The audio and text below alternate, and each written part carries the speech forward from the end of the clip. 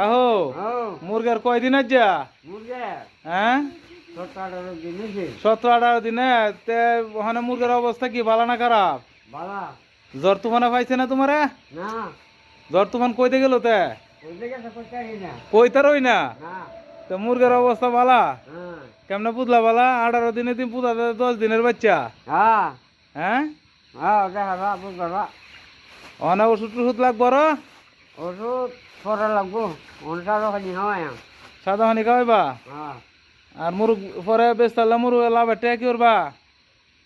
তো চড়তে থাকবো আমারটা থাকলে আমি কি ওরম টেয়া দেয়া তুই কি হলি আর লস হইলে বইরে দিবা নাকি? না কেরে লস হইলে কি আমি নিতাম?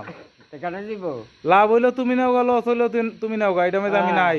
আমি লাভ হইলে না না এবার একটা তোমার হাতে দায়িত্ব লাইছি ডাইলে গেলে তো আমারে আমি আর পারতাম না, তোমার তো এই বেসের দায়িত্ব ঠিক আছে? আমার তো দায়িত্ব নাই।